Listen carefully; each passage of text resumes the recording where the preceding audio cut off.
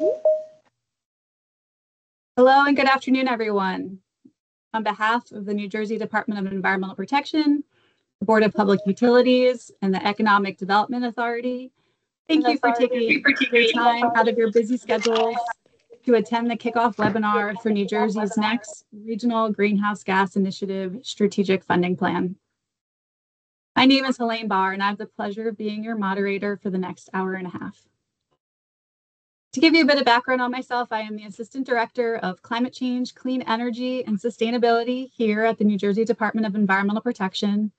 I oversee a team of folks dedicated to helping the state achieve its greenhouse gas reduction goals. And in particular, one of our biggest tasks is to manage New Jersey's participation in the Regional Greenhouse Gas Initiative. Today, you will hear a lot about the Regional Greenhouse Gas Initiative, affectionately known as RGGI. At this webinar, you will learn about the state's current investment of auction proceeds in climate, clean energy, and equity projects, and how the state could prioritize its future investments in 2026 through 2028. Before we dive in, though, I'm going to launch a quick poll to better understand the affiliation of the folks on today's webinar, and we appreciate your participation.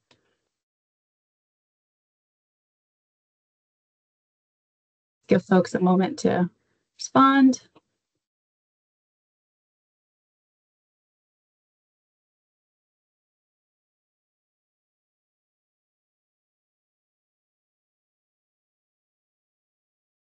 Okay.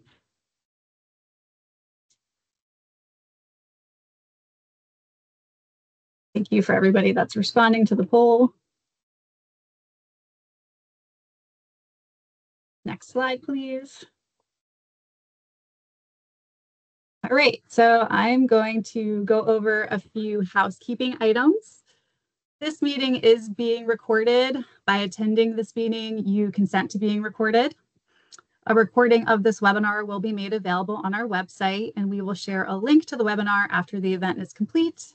We welcome you to revisit the content yourself and to share with your community members and colleagues. Online participants are currently muted. We will have a facilitated public comment session at the end of the webinar where we will discuss how you can express your comments. At any time, you can also drop comments in at the community chat box, though we are asking folks to be respectful in the chat and to keep comments on topic to ensure that we have meaningful feedback on the next strategic funding plan. And if you choose to speak, please be courteous of other participants and allow them to have time for others to provide comment. And now I'll jump into the agenda.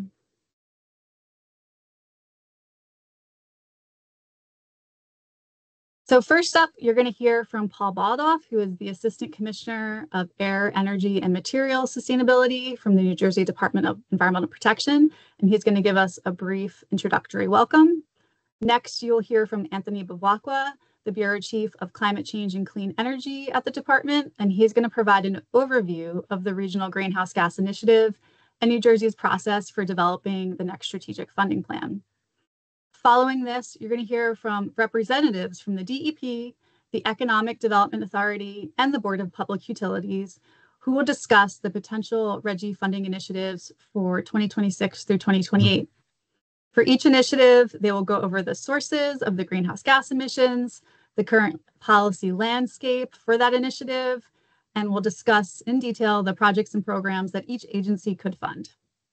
This will be split into two sections, with representatives first discussing continuing initiatives that would be carried over from previous funding plans, and then pivoting to outline 4 brand new initiatives for consideration.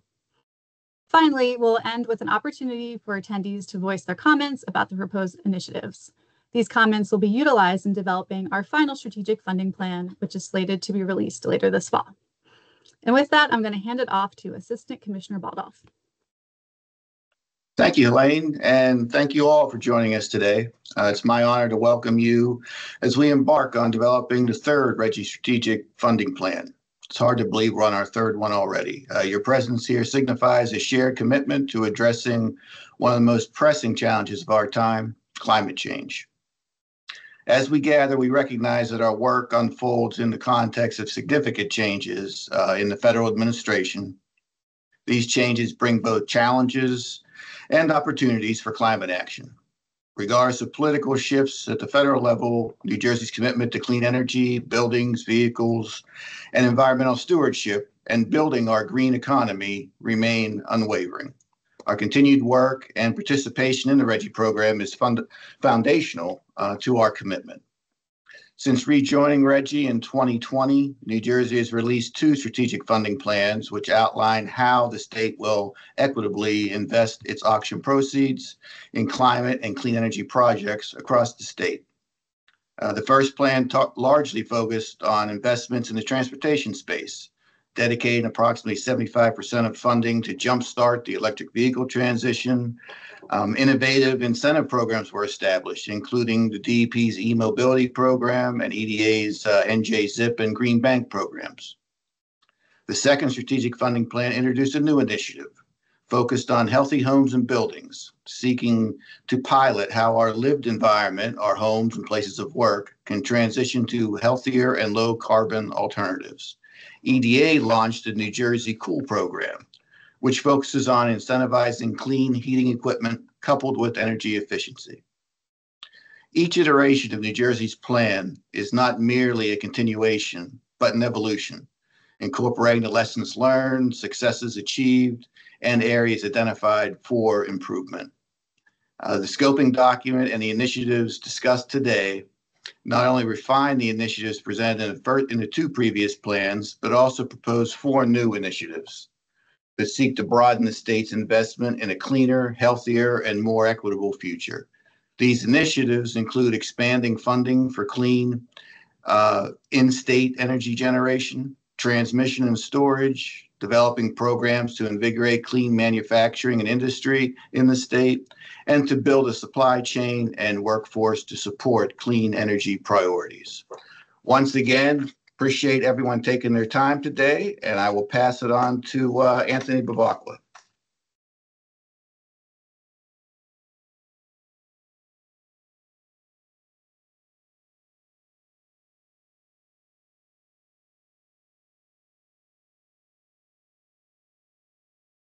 You're muted, Anthony. Thank you, Doug, and thanks everyone for being here today. Next slide, please. The Regional Greenhouse Gas Initiative, or RGGI, is a market-based carbon dioxide emissions trading system, commonly referred to as a cap and invest program. This regional program is a cooperative effort among several states with the common objective to drive down carbon dioxide emissions in the power sector. RGGI as a whole is made up of individual state respective CO2 budget trading programs based on the common RGGI model rule that undergoes iterative updates over time. Each participating RGGI state adopts their own version of this rule based on their specific legislative and rule adoption requirements. What makes this program unique, other than being the first of its kind in the US when it launched in 2009, is that it leverages state-level regulation collaboratively to create a robust regional market for emissions trading and investment, spanning multiple state, energy grid, and regional economic territories. Regulated entities are subject to compliance regulations based on the state they are located within. For example, electricity generators that qualify under this program operating in New Jersey are required to confirm their allowance holdings with the department based on the tons of carbon dioxide they emit over a compliance period. Allowances are sold in regional quarterly auctions. These allowances are originated by participating states, and in turn, states receive the proceeds from the sale of these allowances. Each participating state invests their proceeds as determined by state-specific programs centered around further reducing greenhouse gas emissions. The regional cap of available allowances is based on the emissions contributions across all participating states and decline over time.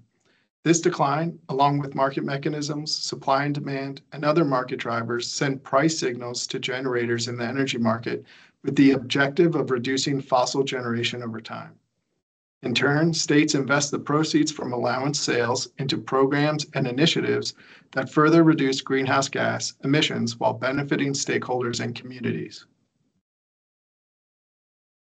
Here in New Jersey, the Global Warming Solutions Fund Act, passed in 2008, established New Jersey's CO2 budget trading rule and determined how New Jersey's auction proceeds are allocated across agencies.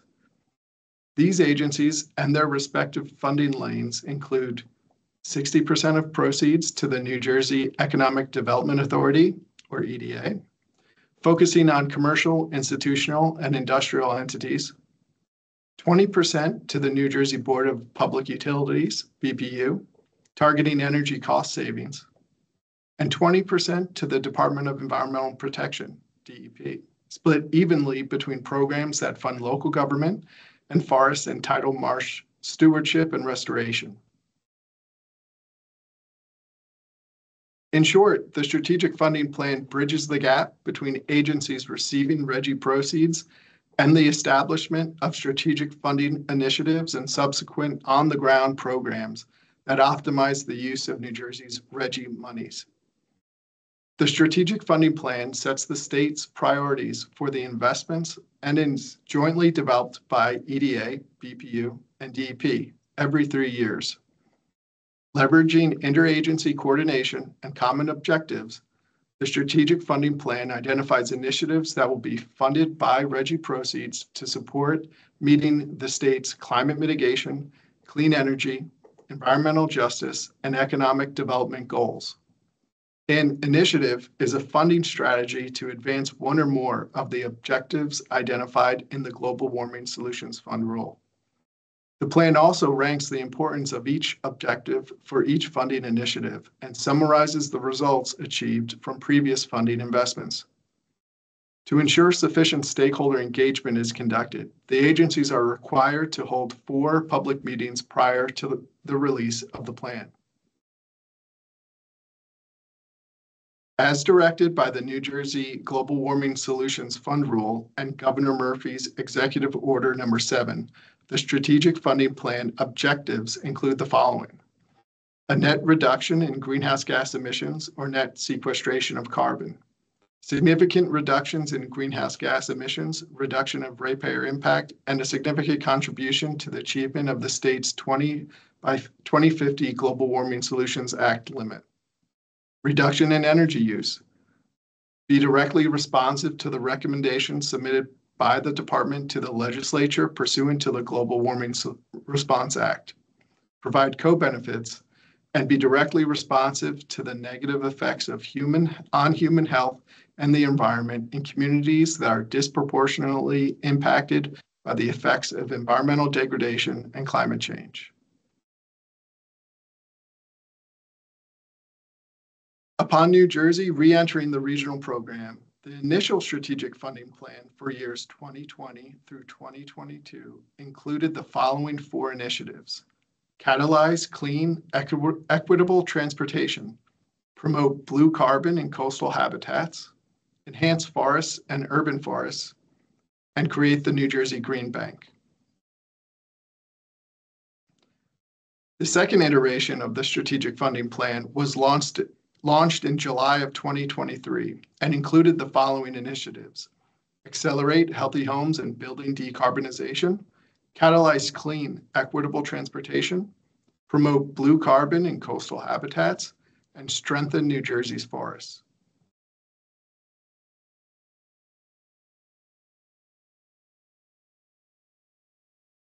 Thank you. As of earlier this month, the New Jersey RGGI program has raised over $976 million since rejoining the initiative in 2020. Following the initiatives described earlier, to date, these 3 agencies have dedicated more than $236 million of proceeds that have been received by projects that will mitigate climate change. BPU has also dedicated approximately $125 million to ratepayer relief. Furthermore, agencies have a committed pipeline of more than $923 million in additional RGGI funds that are anticipated to support a variety of projects across initiatives in the current strategic funding plan before the end of this fiscal year, bringing the total of New Jersey RGGI investments to date to more than $650 million, roughly 70% of total proceeds generated.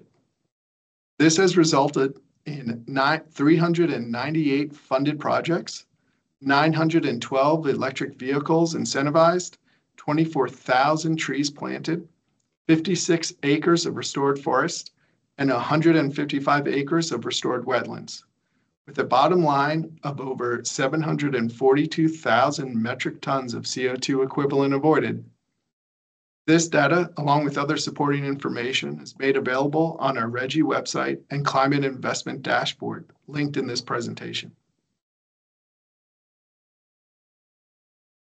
Now that we have covered some background, I'm excited to introduce the initiatives being proposed in the new Strategic Funding Plan scoping document for years 2026 through 2028. The table on your screen illustrates these initiatives and indicates the agency's sponsors who will provide a brief overview in today's webinar. Agencies are proposing to continue to fund 5 initiatives that were included in previous strategic funding plans and have also proposed 4 new funding plan initiatives.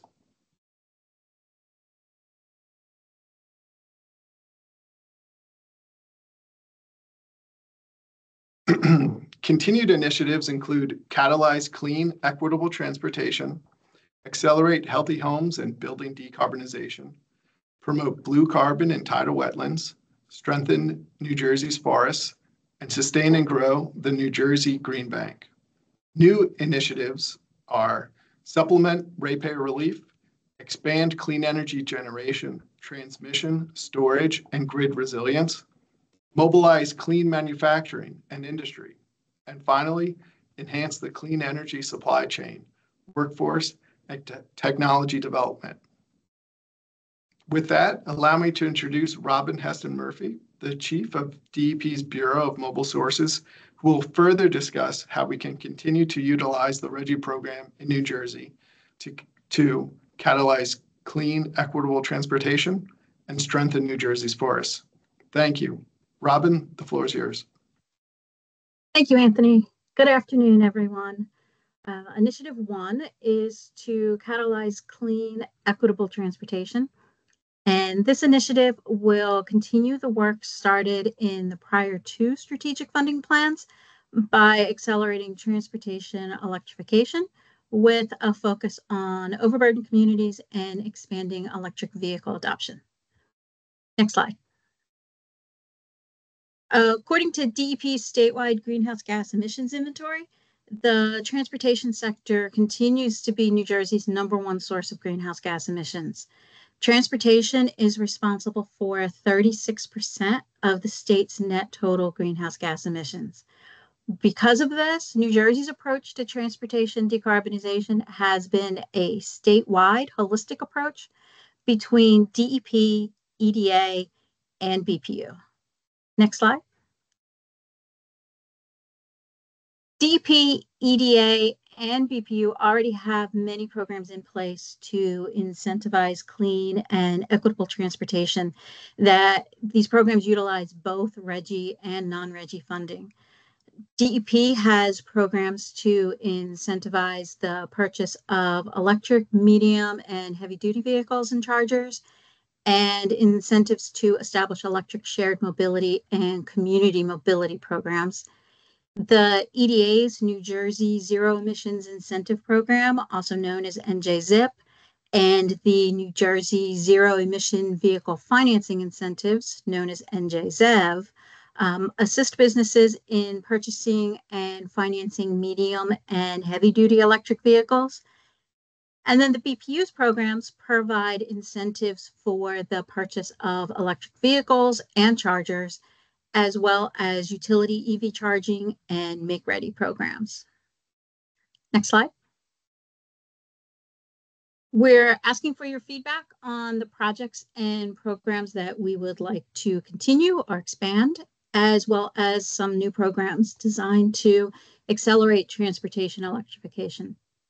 Now, I know this is a text-heavy slide, but there are a lot of projects needed to catalyze clean and equitable transportation.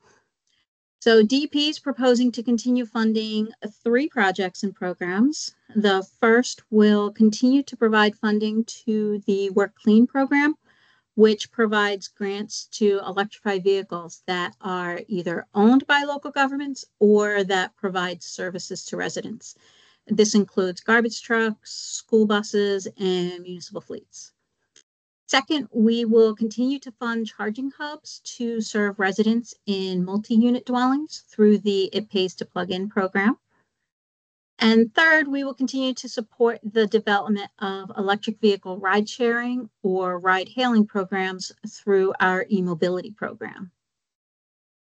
And then DEP is proposing 2 new RGGI funded projects. The first will supplement the longstanding efforts of DEP to fund workplace charging for electric vehicles. And the second will support the installation of charging depots for medium and heavy duty vehicles that operate locally. And then EDA is proposing to continue funding their NJZIP and NJZEV programs. And they are both for the electrification of medium and heavy duty electric vehicles. EDA is also proposing to continue to support the development of EV charging or hydrogen fuel stations. And this will focus on larger depot-sized projects, freight charging stations, and transit electrification. EDA is proposing a new project to support other types of zero-emission transportation, and this includes ferries, aviation electrification or aviation alternative fuels, and off-road vehicles. And BPU funding could be used to continue their program to support the installation of vehicle charging infrastructure, and this includes make-ready costs. And then they also propose to continue their program to promote light and medium and heavy duty electric vehicle adoption.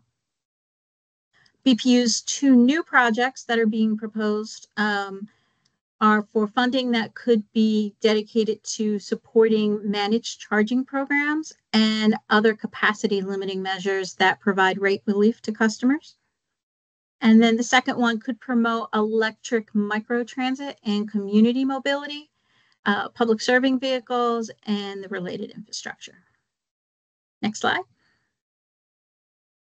These are the objectives that Anthony just went over. And as you can see, Initiative 1 to catalyze clean and equitable transportation ranks 5 of the 6 objectives that are outlined in the Global Warming Solutions Fund as critical. Next slide.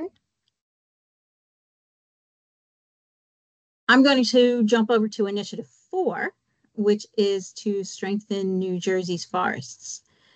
And this initiative acknowledges the critical role that traditional urban and community forests play in the carbon cycle. To meet the state's 80 by 50 emissions reduction goal, forest resources must be promoted, protected, and maintained. Forests actively store carbon as well as continuously removing it from the atmosphere. So urban and community forests also contribute to demand-side energy reductions by providing shade, insulation, and reducing the need for air conditioning and heaters. Next slide. We can see down at the bottom of the greenhouse gas emissions chart in the dark green that terrestrial sinks, which include forests and blue carbon, sequester approximately 8% of the state's total greenhouse gas emissions. This means that the state's natural features sequestered the same amount of carbon that was generated by the industrial sector. And one of our goals is to increase that 8% sequestration rate by managing our forests and coastal habitats with carbon in mind. Next slide. There have been several ongoing efforts to increase carbon sequestration and storage in our state's forests. The DEP has published several reports that include future planning and recommendations that link forest ecosystems with carbon. There's the 80 by 50 report, the New Jersey State Forest Action Plan, which was released in 2020 and is being updated this year, and the Natural Working Land Strategy, which was published last year and lists forest carbon strategies and actions.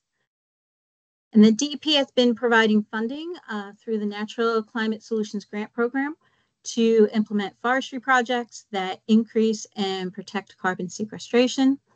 The New Jersey Forest Service Private Lands Program supports private landowners through the Forest Stewardship Program to maintain and manage privately owned forested properties. And the New Jersey Forestry Service Urban and Community Forestry Program supports grants to New Jersey communities to plan, manage, and maintain their forest resources. Next slide. The DEP is proposing to continue funding two projects and programs. We'll continue to fund the Natural Climate Solutions Grant Program to support afforestation, reforestation, and urban forestry projects. And we'll continue to fund the Trees for Schools grant program, which provides grants to support tree planting projects at public schools throughout the state. And we're proposing 4 new RGGI funded projects. One will develop and implement natural resource plans for state-owned lands. This could include forest management and reforestation projects for species like Atlantic white cedar, oak, eastern hemlock, and shortleaf pine. We'll support the existing New Jersey urban and community forestry program and fund the development of forest stewardship plans for private landowners, and support projects that implement agroforestry and other climate smart mitigation activities that improve carbon sequestration in perennial biomass, trees, and soil. And then EDA is proposing 3 new RGGI funded projects and programs to strengthen New Jersey's forests. They'll support urban park development and green space through restoring and replanting existing parks in need of revitalization. This will have a focus on tree planting and promoting low carbon alternative construction materials. They'll construct new dedicated community green spaces that are part of larger real estate development work, and repurpose unused infrastructure or other underutilized assets into recreational parkland or natural reserves. This includes transforming brownfield sites, supporting rail to trail developments, and similar projects. Next slide. And as you can see, Initiative 4 to strengthen New Jersey's forests ranks 4 of the 6 objectives outlined in the Global Warming Solutions Fund as critical. Next slide. I'm going to hand it off to Joshua Moody from the DEP's Division of Science and Research to go over the proposed blue carbon initiatives. Thanks, Robin. So this initiative will promote, protect, and maintain the beneficial role of New Jersey's tidal marshes in the carbon cycle. Blue carbon ecosystems such as salt marshes, tidal wetlands, seagrass beds, and mangroves are particularly important in the fight against climate change. Blue carbon refers to the carbon stored by the soils and plants and marine systems, and coastal ecosystems such as tidal marshes and seagrass meadows sequester more carbon per unit area than terrestrial forests and can be stored for millennia. Although salt marshes cover only a small percentage of the US, it's been estimated they account for about 21% of the carbon sequestered by ecosystems. New Jersey has approximately 191,000 acres of blue carbon resources. However, as these ecosystems are degraded and lost, their carbon sink capacity declines and existing stored carbon can be released. Modeling shows that between 9 and 19% of the state's existing salt marshes could be lost by 2050 due to sea level rise. Furthermore, 67% of New Jersey's shoreline is ranked as having high or very high vulnerability to erosion.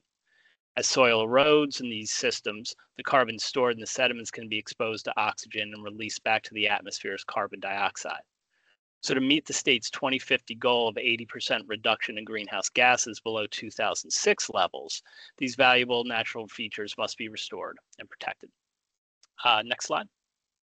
So as Robin presented in the forestry section, we can see down at the bottom in the dark green that terrestrial sinks, which include forests, blue carbon, sequester about 8% of the state's total greenhouse gas emissions, which was similar to the amount of carbon generated by the industrial sector. So what we want to do again is increase that 8% sequestration rate by managing coastal habitats along with forests with carbon in mind. Next slide. So New Jersey is approaching blue carbon with integrated efforts and various plans to achieve carbon sequestration, in addition to research efforts that aim to measure the benefits of these projects and tidal wetland restoration. New Jersey DEP, in partnership with other organizations, created a wetland program plan, a priority climate action plan, and a natural working land strategy. And some recommendations for maximizing carbon sequestration in coastal habitats include protecting submerged aquatic vegetation, restoring salt marsh and seagrass beds through living shorelines, and restoring tidal flows and wetlands. The Division of Science and Research is beginning a project where we not only collect baseline data for the round 1 and now round 2 natural climate solution projects for future evaluation of their carbon sequestration benefits, but we'll also be looking at the carbon sequestration benefits of some existing projects that are between 5 to 7 years old. And this is going to help us better understand the levels of carbon sequestration benefits we can expect for various tactics across the geography in New Jersey. Next slide. So 5 blue carbon projects were selected for round 1 funding, and they represent a diversity not only in geography across the state, but also in the sectors of the awardees and the diversity of the tactics. Some of these projects focus on building elevation, while others are protecting eroding edges, but all seek to revegetate areas where vegetation has been lost, and that's to facilitate carbon sequestration and storage. We can also see the diversity in the co-benefits of these projects, which include either developing habitat, protecting infrastructure, or education and outreach regarding nature-based solutions. Next slide.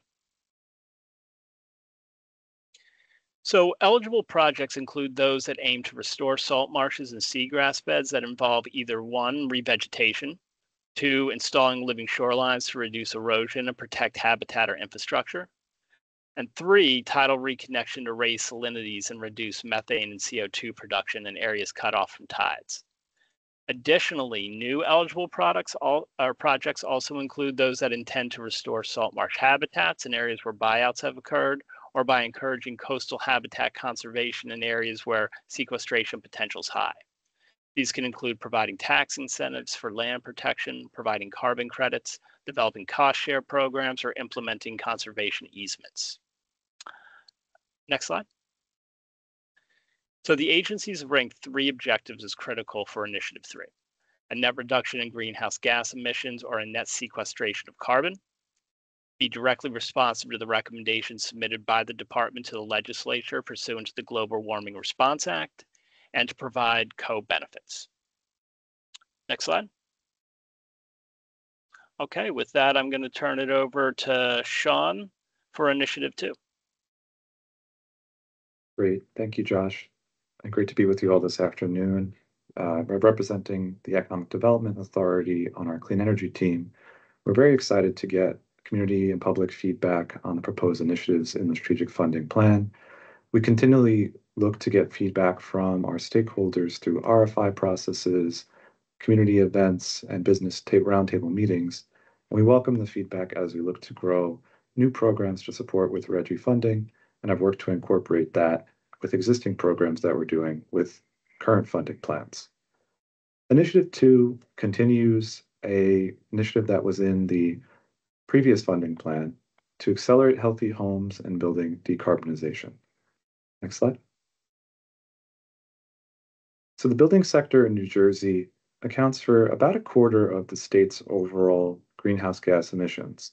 That's split up between the residential and commercial sectors.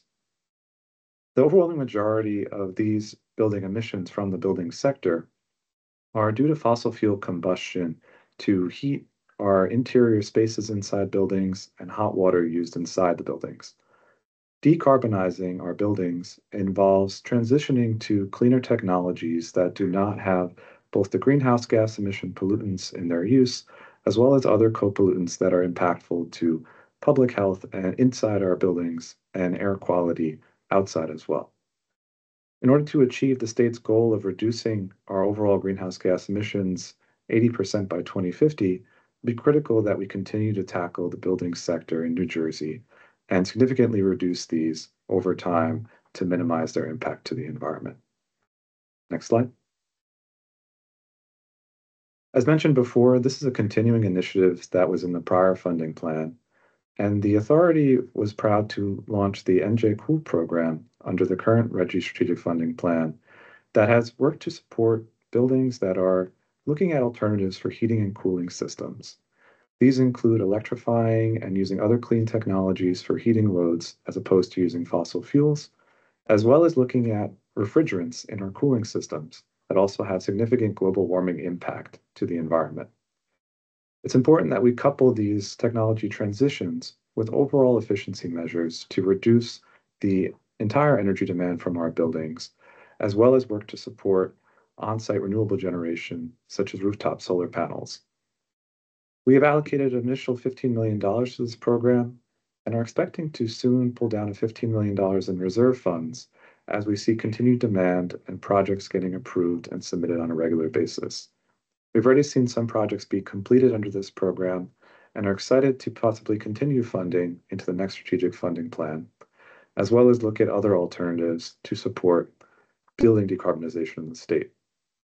Highlighted on the bottom of the slide here, you'll see a few non-RGGI funding programs through the authority, as well as our partners at the Board of Public Utilities, that work holistically to decarbonize and reduce the energy demand of our building sector through a variety of incentive and financing programs that make these improvements both economical and environmentally positive for building owners and tenants in the state.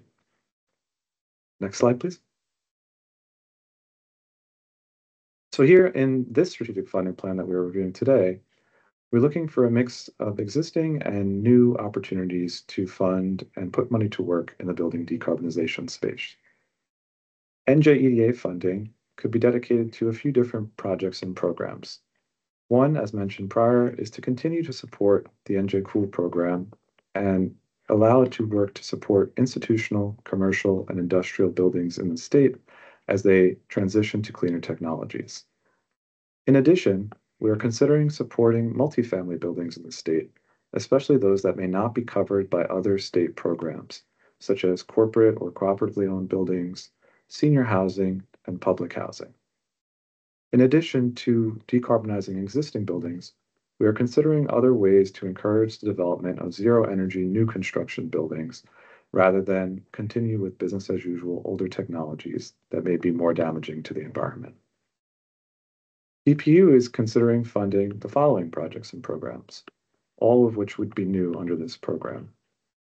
One would be to support programs such as commercial-scale geothermal projects, programs as well for income-qualified customers who are utilizing existing energy efficiency programs to implement additional decarbonization efforts, such as heat pumps, as well as more holistic approach to seek to implement community energy plans, climate mitigation plans, and other plans that broadly tackle emissions from the building sector.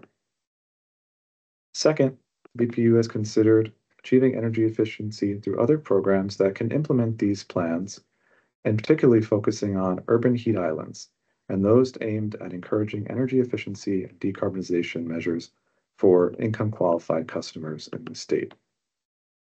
Finally, utilities has considered providing other opportunities for rate relief for income-qualified customers during the clean energy transition, supporting the implementation of technologies and new alternatives that not only can have environmental benefits, but reduce overall energy costs for customers who are utilizing these technologies. Most importantly, and particularly, has been an interest in heat pumps. Slide. Under Initiative 2, the various agencies have ranked 5 of the 6 objectives as critical, and we look forward to continuing the work that we have begun under the prior strategic funding plan. Slide. In addition, we're looking to continue an initiative that was under the first strategic funding plan under the Murphy administration, Initiative 5, Sustain and Grow the New Jersey Green Bank. As noted earlier, this initiative was labeled slightly differently under the 2020 to 2022 funding plan as creating the New Jersey Green Bank, which we are proud to say has now been officially established and launched in the state. Under this strategic funding plan, we are looking at the possibility of bringing additional funding to this entity to continue to capitalize its ability to finance and create clean energy investments in the state. Next slide. The Green Bank is a flexible institution that is really looking to attack multiple aspects of greenhouse gas emissions in the state. This includes sectors such as transportation, electric generation, as well as the building sector among the residential, commercial, and even industrial applications. The idea behind the Green Bank is that it can not only put financing to work, but also mobilize private capital to work alongside it as it seeks to move the markets and support the advancement of clean technology in the state and clean projects that reduce emissions overall. Next slide.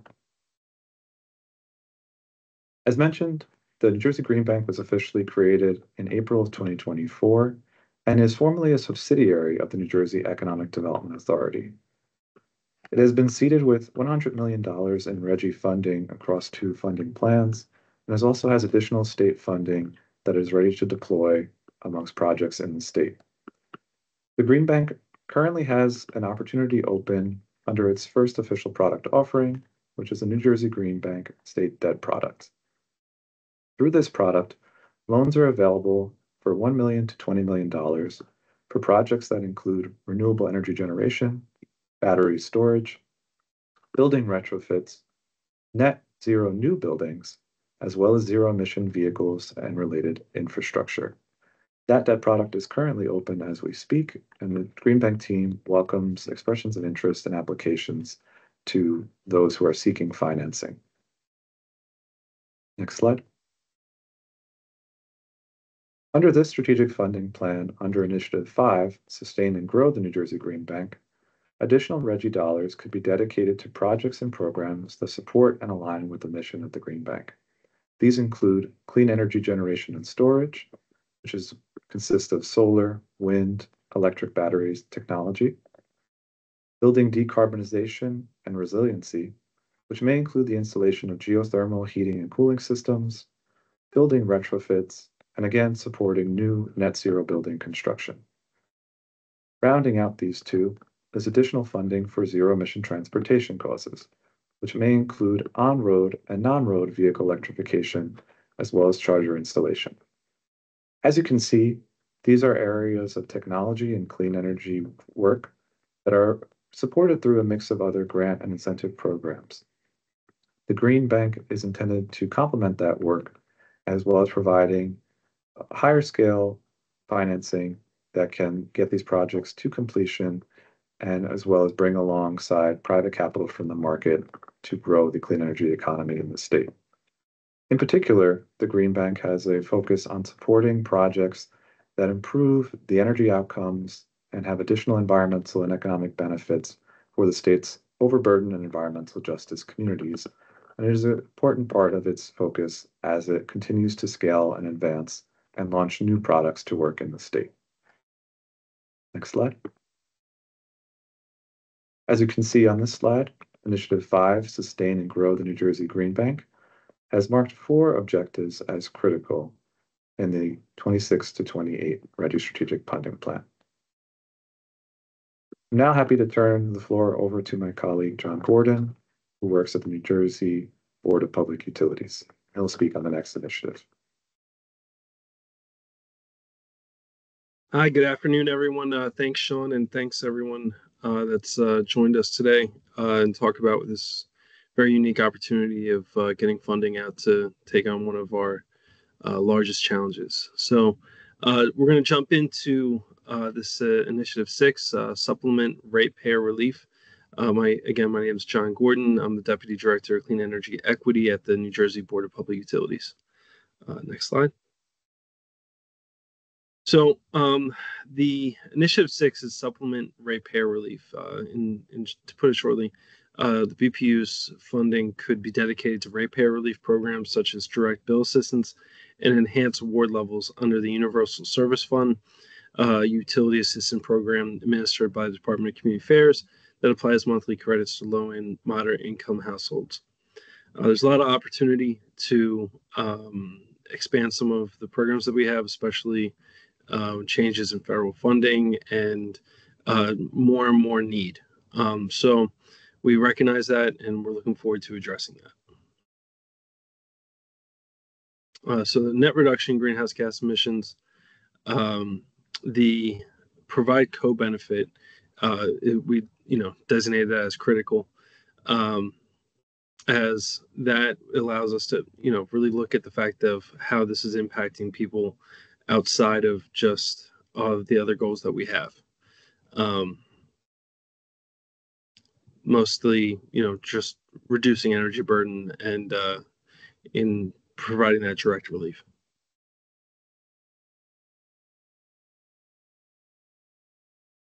And kick it back over to Sean. Great. Thank you, John. So in addition to the earlier initiatives that I highlighted, we're excited to have a new slate of initiatives that would be brand new under this funding plan, but we feel would round out our efforts as a whole of government approach and also really tackle whole aspects of promoting the clean energy economy in the state and, of course, the myriad of environmental benefits that come with that. The first of these new initiatives is Initiative 7. Expand clean energy generation, transmission, storage, and grid resilience. And while a long title, it really covers several important aspects of clean energy generation and related components in the state. We feel it's important to touch upon all of these aspects as a priority as we look to grow the amount of clean electricity in our state's grid and also ensure that it is able to be accessed and support the various clean energy technologies that we've touched on in this presentation today. Next slide. As you can see here, electric generation remains on its own the second largest source of greenhouse gas emissions in the state, emitting approximately 18.1 million metric tons of carbon dioxide equivalent in 2022. As we look to transition our buildings and vehicles to electric-based technologies, they certainly have their own benefits of avoiding fossil fuel usage and inherent efficiencies in these technologies versus older ones. However, we also find that it's important to provide clean power to our grid to power these technologies for truly tackling greenhouse gas emissions in the state. Next slide. While this is a new initiative under the RGGI Strategic Funding Plan, the state agencies have been hard at work with other programs that have been effort to this date. At the authority, this includes our New Jersey Clean Energy Loans Program, which is a co-lending program that already has provided working capital to solar companies in New Jersey that allow them to expand business capacity, hire new workers, and complete more solar projects in the state. Similarly, our efforts to support the offshore wind supply chain and workforce development has led to new skilled labor in the state that can contribute to other projects up and down the East Coast. The Board of Public Utilities has several incentive programs tackling the costs of clean generation and making them competitive and attractive for new generation in the state. These include several solar incentive programs, as well as other efforts to provide money for community energy plans and really holistic efforts in the state. Recently, the BPU had launched its battery energy storage program and is excited as those solicitations are currently underway. Next slide. Under Initiative 7, Expand Clean Energy Generation, Transmission, Storage, and Grid Resiliency, the following programs are under consideration by the state agencies. BPU funding could be dedicated to the following: provide incentives for grid supply and distributed storage, facilitate measures outlined in the grid modernization proceeding that has been completed, facilitate co-location of storage to support capacity concerns for building and transportation decarbonization efforts, as well as provide additional ratepayer relief through investment in increased capacity in the state. Authority funding could be dedicated to projects that, through a variety of incentives, financing, and other investments, support clean energy generation through solar, which in its several forms it can take, including commercial and industrial and grid-scale solar, community solar, which is an attractive opportunity for those who may not access to rooftops or other larger areas of land, but can still benefit from the economic savings and environmental benefits of solar, as well as looking at taking advantage of landfills and other brownfields as great opportunities to site solar and put otherwise land that is not being used to work in cleaning up the environment. In addition, we're considering advancements in floating solar, as well as supporting battery storage and offshore wind projects. It's important to highlight throughout all of these that expanding clean energy generation in the state, as well as the associated grid hardening and grid expansion that goes with that, will really tackle both the environmental benefits that come with it, as well as help support rate relief through increased demand that we've seen throughout our system. Next slide. The agencies have highlighted 5 of 6 priority rankings as critical for Initiative 7, and I welcome feedback on this and all the initiatives as we present them to you today. Next slide. In addition to generation and related technologies, we're looking for holistic economic opportunity here and environmental benefits through applying RGGI funding. This brings us to Initiative 8, mobilizing clean manufacturing and industry. Next slide. The commercial and industrial sectors are significant sources of emissions in the state. The industrial sector, as shown on the slide here, makes up about 8% of the state's total greenhouse gas emissions, consisting of 8.9 million metric tons of CO2 equivalent in 2022. As mentioned before, commercial buildings also play a significant role, consisting of about 10% of the overall state emissions. Next slide. The authority has worked diligently under the Murphy administration to support and expand manufacturing in the state.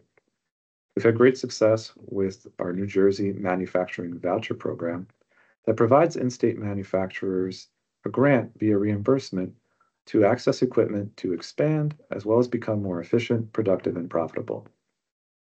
This manufacturing voucher program has had several rounds and is quickly oversubscribed, showing the strong demand and economic opportunity that comes from in-state manufacturing. Several of those industries that were targeted under the program were relevant to clean energy, including those that supported clean energy broadly and electric-related technologies, offshore wind, and advanced transportation logistics. While currently the program does not have a specific clean energy focus in terms of the types of equipment it supports, we see this as a great existing vehicle that could potentially deploy RGGI funding with this purpose in mind. In addition, as you may have seen in recent news, Governor Murphy recently signed the Next NJ Manufacturing Tax Credit Program.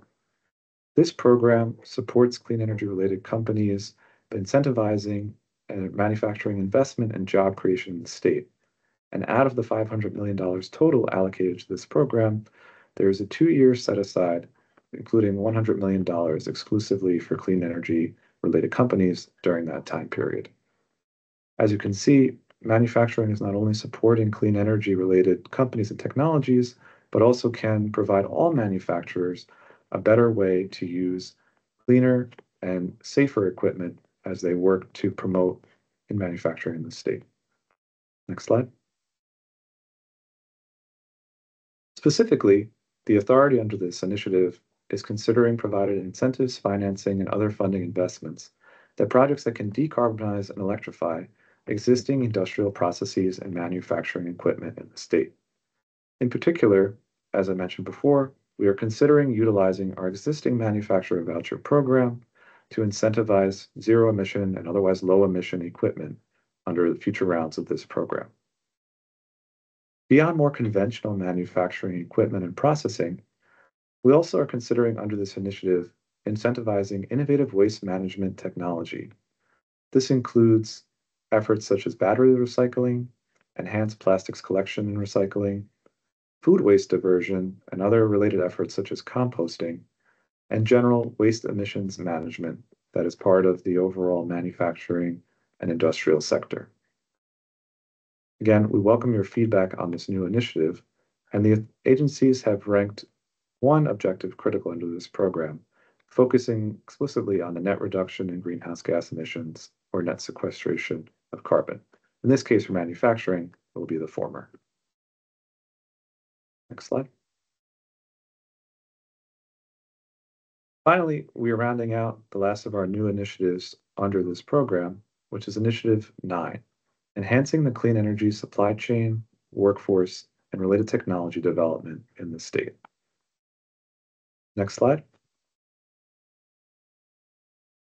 Similar to the Green Bank, this initiative touches on several sectors of greenhouse gas emissions in the state and broadly can support the development of clean energy related workforce and technologies that enable emissions reductions through these various technologies.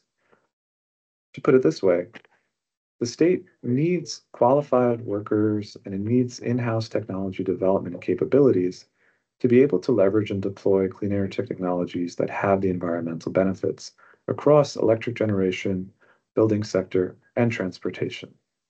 We consider this initiative to be an holistic way to support these efforts and allow for emissions reductions in the years to come. Next slide. This leverages efforts across the state agencies to support clean energy workforce. Those of you may be familiar with the work of the Governor's Council on the Green Economy and the various reports they have released over the past few years, highlighting not only how green jobs are extreme economic opportunity in the state, but also a great way to support in-house local jobs that can suppress emissions in the state. Several programs previously have not used RGGI dollars, but have provided grants and other incentives for expanded workforce training efforts in the state, especially highlighting the Bridge initiative that was run through DEP and other related green workforce training and offshore wind related development grant challenges through the EDA.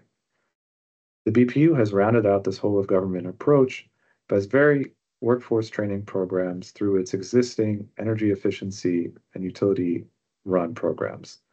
This includes training and certifications courses that support the new construction program, allowing for in-house and in-state capabilities to leverage building technologies that reduce emissions. Next slide. Under this initiative, the authority has considered the following projects and programs. This includes providing incentives, financing, and funding for clean energy supply chain and related manufacturing development, investments in clean energy technology and other related enterprising, especially those that are more emerging in the state. These include fusion, tidal, and other related efforts. Building on Governor Murphy's effort to promote technology innovation in the state and advancing both the creation of jobs and companies within emergent technologies, we considered using funding for clean energy innovation hubs and accelerators that can kickstart startup companies and other related efforts for companies that are explicitly focused on clean energy in New Jersey. And finally, this also includes clean energy related workforce development, training and educational support to provide job skills to those in the future will be leading the charge in the transition to a clean energy economy in New Jersey and allow the state to serve as a leader domestically and even internationally. Next slide. The agencies have ranked one initiative critical under this, focusing explicitly on the co-benefits, primarily job creation and enabling emissions reductions that come under Initiative 9. Again, we thank you so much for your attendance today and appreciate your ongoing feedback as we look to refine the strategic funding plan. I'll now turn the floor over to my colleague Helene from the DEP to continue our presentation. Thank you, Sean, and a big thank you to all of our agency representatives for providing an overview of those 9 funding initiatives. We are now going to pivot to hear from our webinar attendees. If you would like to voice a comment, please use the raise hand button and you'll be added to the queue to speak. And when it's your turn, we will enable your microphone so you can unmute yourself. We do ask that you be respectful in your comments and that you limit your comments to no more than 1 minute so that we can leave time for everyone interested to comment. I also know that not everybody loves to vocalize their comments and come off mute, so feel free to also enter comments into the chat. DEP will be recording all participants' comments and will compile them with the other comments that we receive through the other channels, and they will serve to inform our final strategic funding plan. I really want to emphasize that, addressing climate change is a collective pursuit. The state can write plans and offer incentives, but we need you, right? Our community members, our businesses, and our local institutions to apply for that funding and to take on the hard work of making the changes. So your voice deeply matters as we put together this next strategic funding plan. All right, so I see we have one hand raised.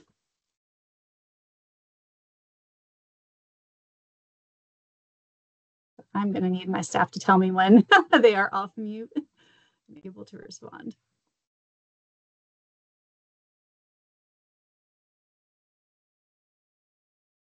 Right, I think you can unmute yourself now, Michael. Hi, how are you doing? Good, thank you. Thank you for attending. Yeah, of course. Can I ask a question, or is this limited to comments? You can ask a question, but we were focusing more on comments, but we Sure. can attempt to answer. Yeah, well, maybe my question will lead to a comment. So, you guys, I think, do a great job of supporting traditional clean energy technologies like wind, solar, and batteries. Has there been any thought under this new initiative to incentivize, I'll call them non-traditional, more innovative clean energy technologies? For example, selfishly, I'm looking for waste heat to power, which is something that is, incentivized by the federal investment tax credit, but we don't get much credit for here in New Jersey. John, would you mind answering that from EDA's perspective? Because that's kind of, I think, your lane in terms of the innovative Sure. technologies. Yeah, so that really is the intent behind Initiative 9, is to dedicate some funding to, you said non-traditional. I think we probably prefer to call them emerging, to be Sure. renewable and clean technologies. Definitely have not set a definitive list for what would be included in that. So we appreciate definitely your feedback and comment, and we'll consider waste heat to power in the future and whether that would be an appropriate fit under that program. Sure. Yeah, and I was thinking for not so much for Initiative 9. I think it was Initiative 8, maybe. Incentivizing clean energy technology in the state. And just, I'll go on the record and say we are a waste to power clean energy company that is headquartered in an economic opportunity zone in New Jersey, in Wharton, New Jersey. And the state of Pennsylvania has amazing incentives for our technology. And we'd love to see those similar incentives, come to our home state. So, Yeah, noted. Appreciate the feedback, and I would definitely make a note of that. And you're welcome to submit a written comment as well if you'd like to go more into detail. thank you. Thank you. Great. Looks like we have Matt Polsky up next. You should be able to unmute yourself, Matt.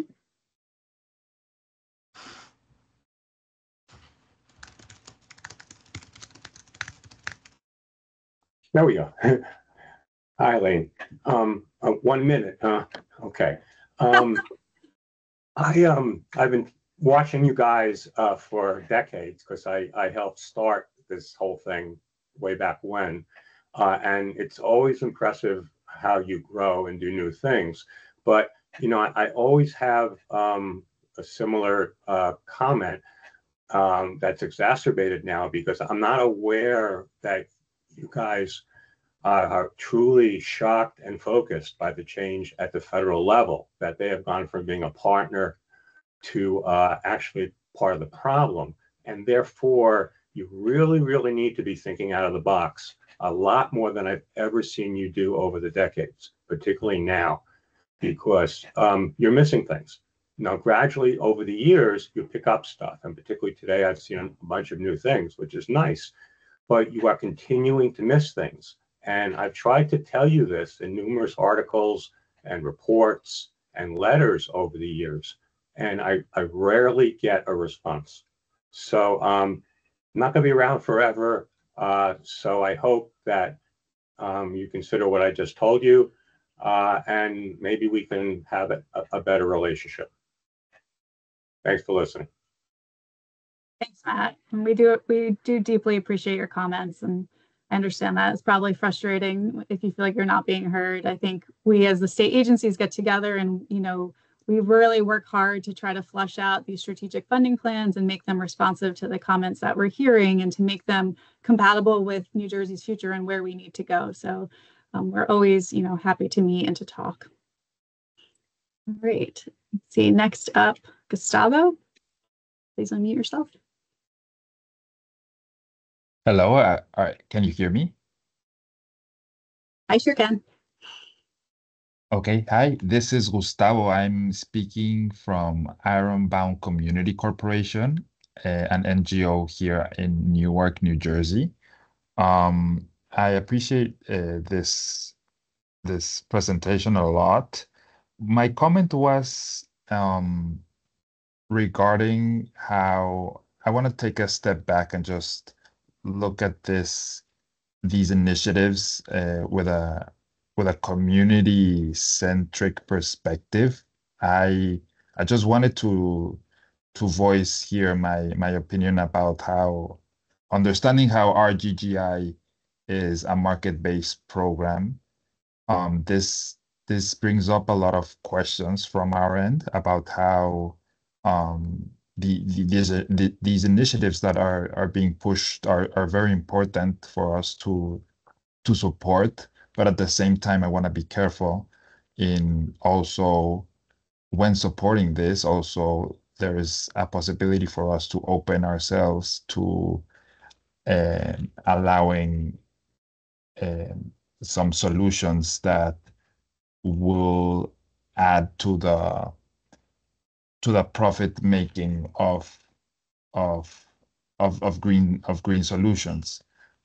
All of that to say, just so that here, I was just wanting to be very clear about how if we are going to be engaging in a market-based system, for us to also consider where the funds or the profit of this system is going to go. And here at Ironbound Community Corporation, I would encourage for the funds to be directed to the community, and for the community and the people that are affected by a lot of the issues that we're trying to avoid,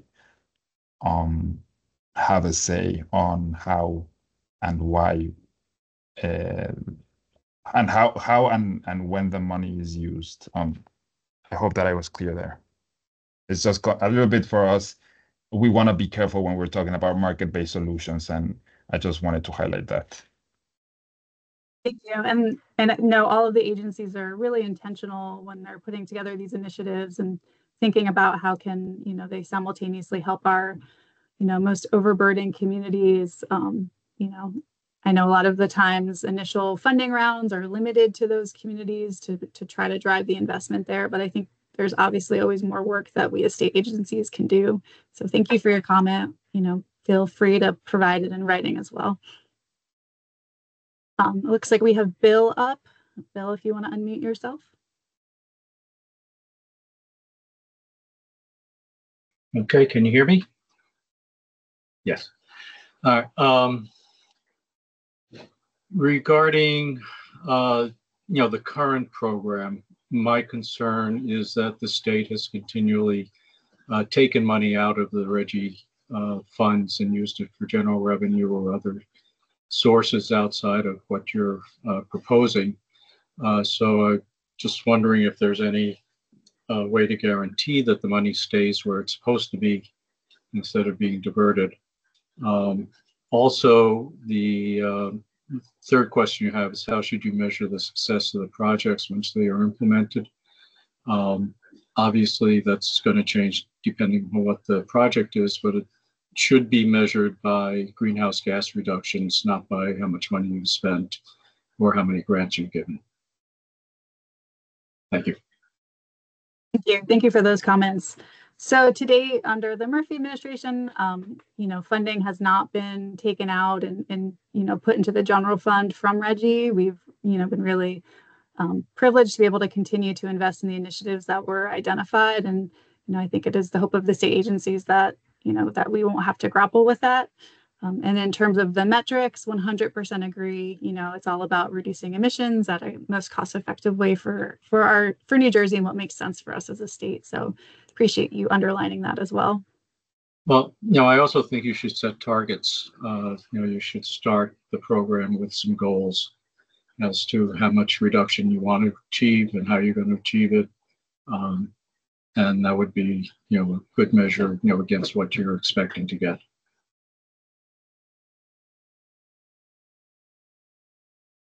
All right, I don't see, I'm assuming, Michael, that your hand is just still up from the first time. So does anybody else want to make a comment? We have about 15 minutes left. Feel free to raise your hand.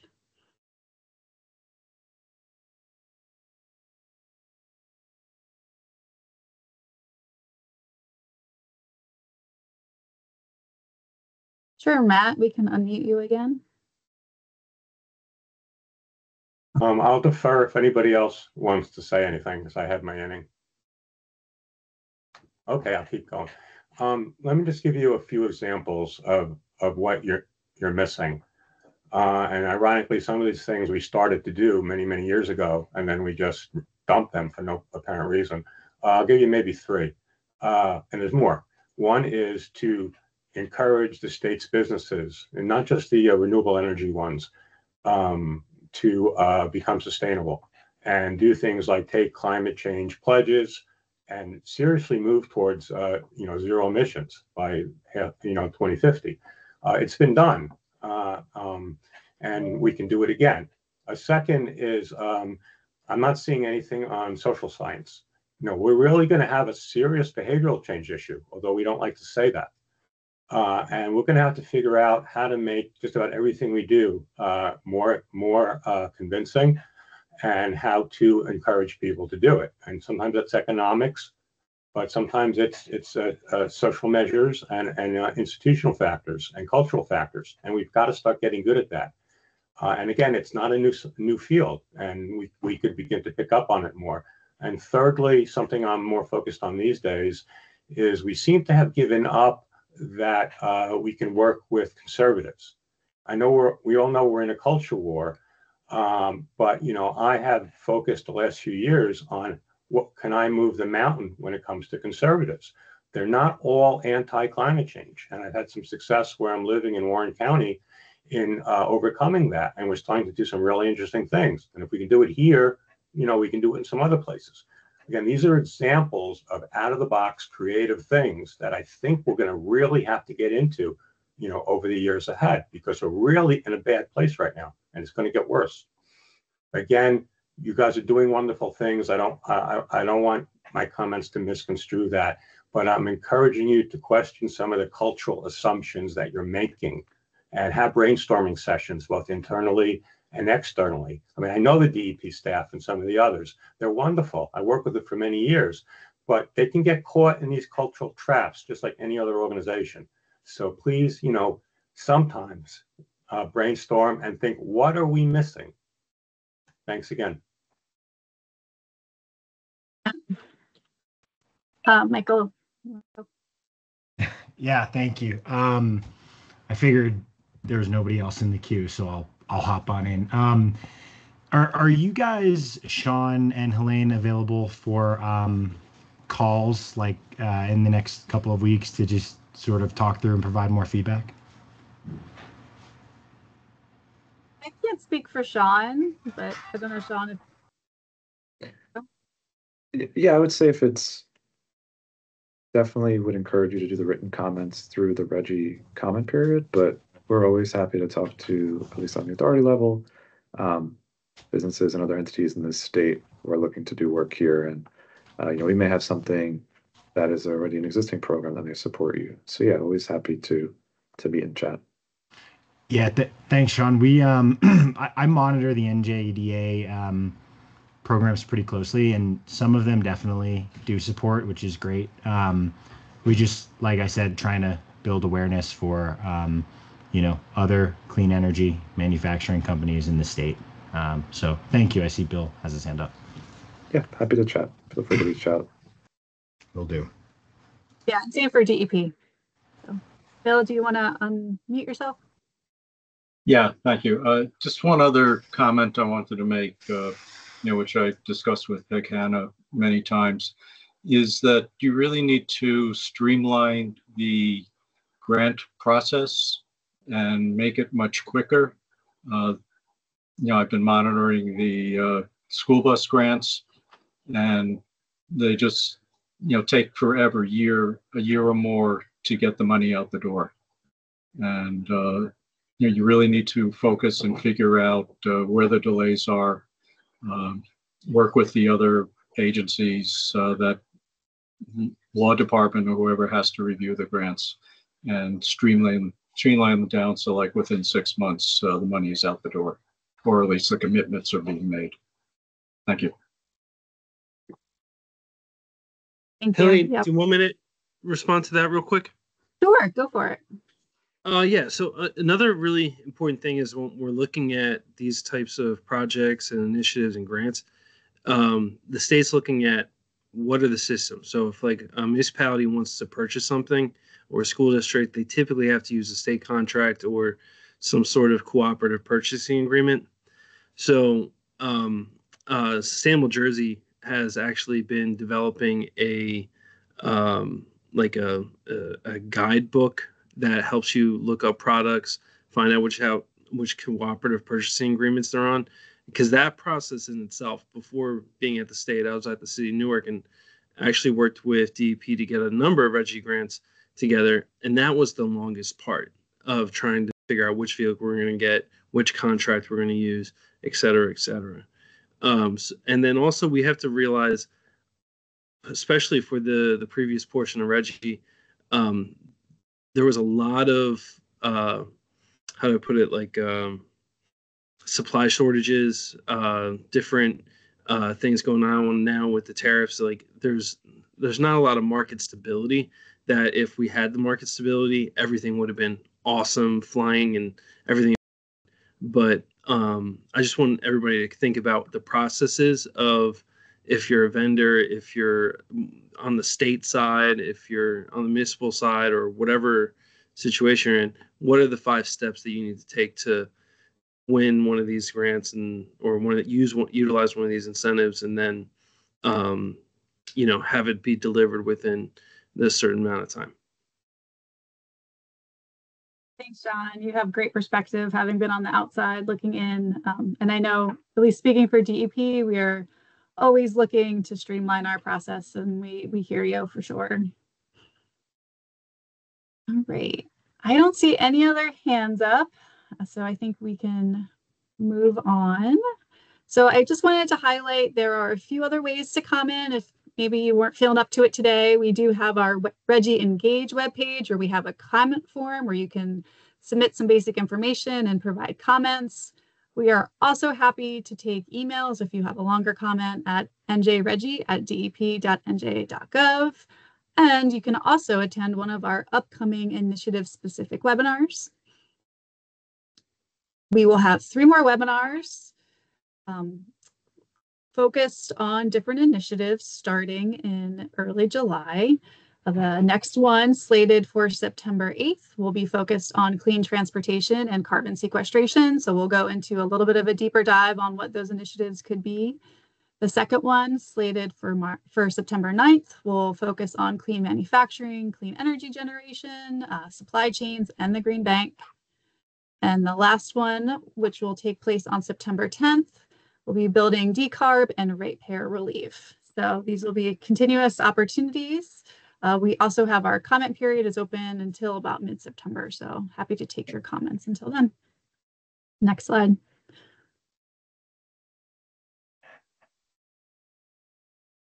So thank you. I really do appreciate your time today. On behalf of all the agencies, thank you so much. You know where to reach us. Have a good one.